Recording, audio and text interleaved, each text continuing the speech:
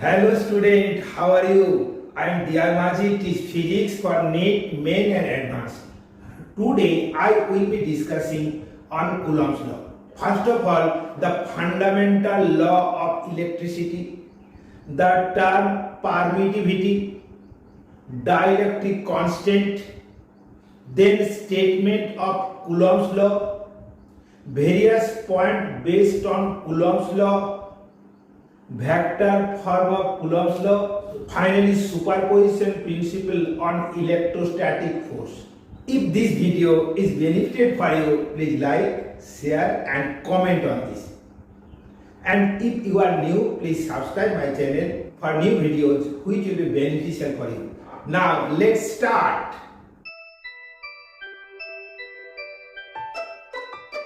First of all, the fundamental law of electrostatic. Like charges repel each other and unlike charges attract each other. This is the fundamental principle of electrostatic.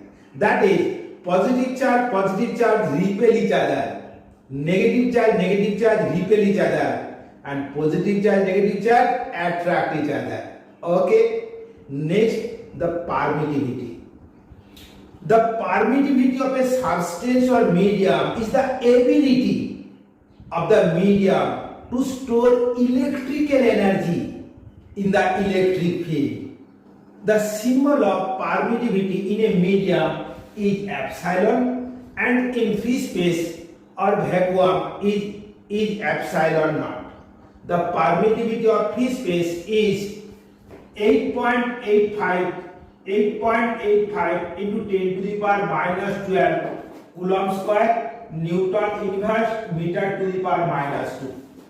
So its dimension, Coulomb square means a square t square and Newton means mnt minus 2 and L square. Okay, so dimension of this quantity becomes, look at this, m minus 1, L minus 3, t to the power 4, a to the power 4. Okay, this is the dimension of permittivity. Okay, now the dielectric constant.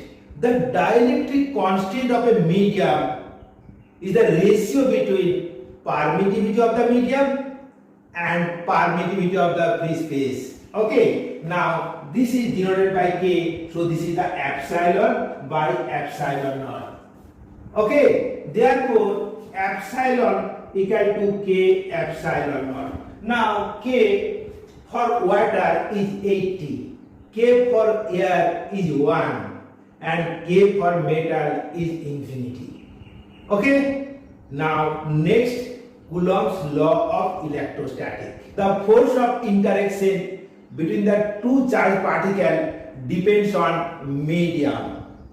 Number 2, this force acting along the line joining the two charges. Number 3, the magnitude of this force is directly proportional to the product of the magnitude of two charges. And number 4, this force is inversely proportional to the square of the distance of separation. Okay? So number 1, it depends on medium. Number 2, act along the line joining the two charges. And number 3, look at this. Number 3, F proportionate Q1, Q2. Number 4, F proportionate 1 by R square. Now, combining this law, we get F equal to Q1, Q2 divided by 4 pi epsilon R square equal to Q1, Q2 divided by 4 pi K epsilon naught R square, where epsilon is the permittivity of the medium and epsilon naught is the permittivity of the free space, and K is the dielectric constant of the medium. Now in vacuum, if force of attraction be F naught equal to Q1 Q2 divided by 4 pi epsilon naught R square, so this force may be represented as F naught by K. Okay, therefore the force of interaction in a medium is 1 by k times the force of interaction in vacuum or free space. Okay, now next, the value of 1 by 4 pi epsilon naught is equal to 9 into 10 to the power 9 Newton meter square by Coulomb square.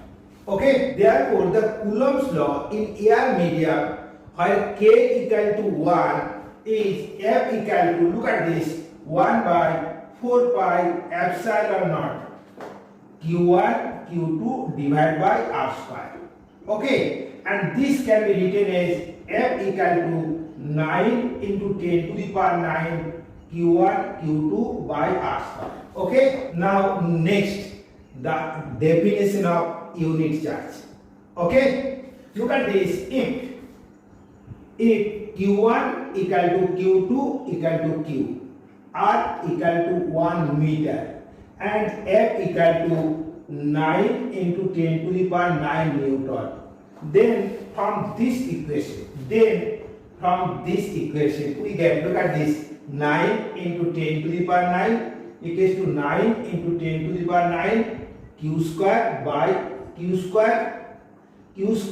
1 square. Okay, therefore Q equal to plus minus 1.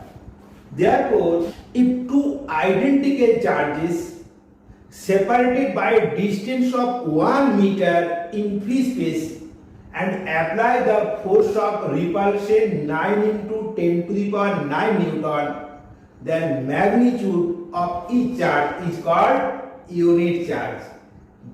Unit charge in SI system is expressed in Coulomb. Okay, understood? Please like, share and comment on this. Now next, the important points on Coulomb's law. First of all, the force of interaction is action-reaction force. That is, it obeys the Newton's third law of motion. Okay, number 2. The Coulomb's law is applicable only for point charges. If the size of the charge body is negligible in comparison to their distance of separation, then it is applicable. Now, the force of attraction or repulsion between the two charges is independent in presence of third charge near them. Look at this. Suppose two charge particles Q1 and Q2 are separated by a distance r. So their force of interaction is F and F. If a third charge capital Q is placed in it, their force of interaction remains same. Okay? Now next, if the product of two charges is positive, that is plus plus or minus minus, then the force is repulsive. If the product is negative, that is one negative and other positive, the force is attractive. Okay? Now next, the Coulomb's law is applicable for a distance greater than 10 to the power minus 15 meter. That is, if the distance is less than 10 to the power minus 15 meter, Coulomb's law does not applicable. Okay? Next, the magnitude of Coulomb's force is much greater than gravitational force between the two masses. And finally, the force is conservative in nature. That is, the F vector dot ds vector in a closed path is 0. Therefore, work done by electrostatic force in a closed path is 0. Okay? Now next, the difference between electrostatic force and gravitational force. Now, number 1, the electrostatic force is strong force, while gravitational force is weak force. Okay? Now, gravitational force depends on mass.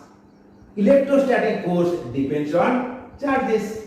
The gravitational force is only attractive, but electrostatic force may be repulsive or attractive. Gravitational force does not depend on medium, but electrostatic force depends on medium. Okay? Now, vector form of Coulomb's law. suppose the repulsive force between the two charges Q1 and Q2 is F equals to Q1 Q2 divided by 4 pi epsilon naught r square. Suppose force on Q2 by Q1 is F1. So force on Q2 by Q1 is F21 is Q1 Q2 divided by 4 pi epsilon naught r square into r cap. And r cap is the unit vector directed from charge Q1 to Q2, that is along this direction. Now force on, look at this, force on Q1 by Q2 is F12 is equal to Q1 Q2 divided by 4 pi epsilon naught r square minus r cap.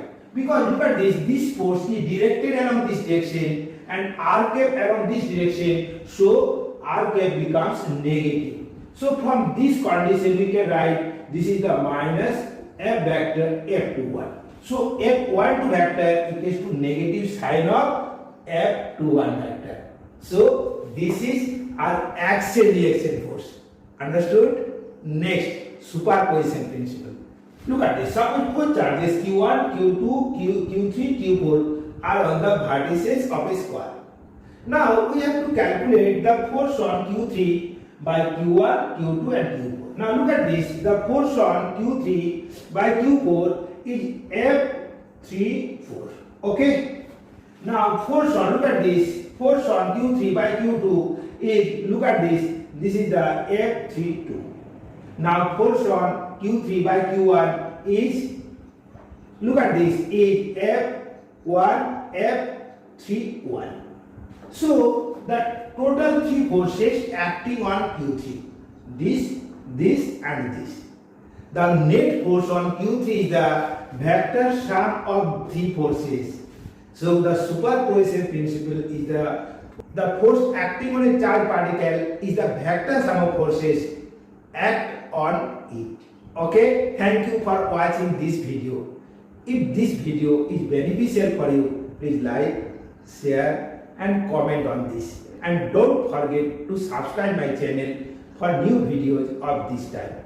This video will be immensely helpful for you for preparing their board, NEET, main and advanced. Okay, thank you.